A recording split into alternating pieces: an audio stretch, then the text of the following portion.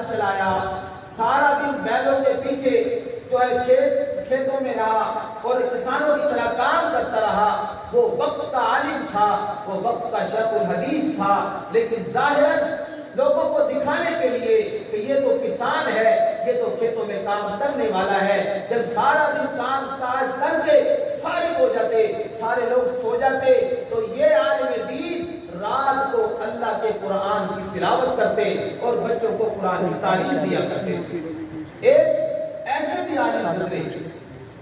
پیر صاحب فرماتے ہیں رحمت اللہ علیہ کہ ان کو ان کے جاننے والوں نے واقعہ سنایا،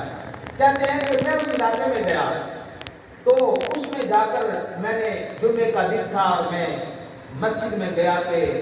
مسجد میں جا کر نماز جمعہ ادا کروں، کسی کو پتہ ہی نہیں تھا کہ دین کیا ہے، نماز کیا ہے، جمعہ کیا ہے، قرآن کیا ہے، کسی کو معلوم نہ تھا۔ اس قدر ڈر بیٹھ گیا کہ کوئی یہ جانتا ہی نہیں تھا کہ نماز بھی کوئی چیز ہے۔ تو کہتے ہیں کہ ایک مسجد تھی بہت زیادہ پرانی، میں نے اس مسجد کو کھولنے کی کوشش کی تو تالا لگا ہوا،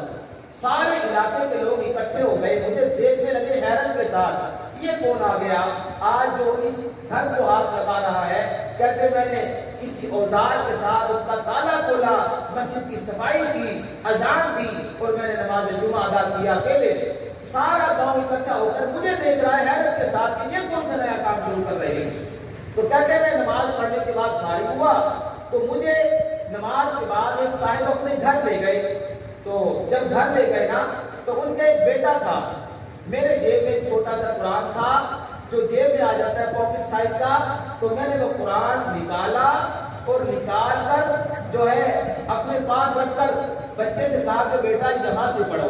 اب میں آیت کے اوپر انگلی رکھ کر کہتا ہوں یہاں سے پڑھو، تو بچہ کبھی مجھے دیکھتا ہے کبھی قرآن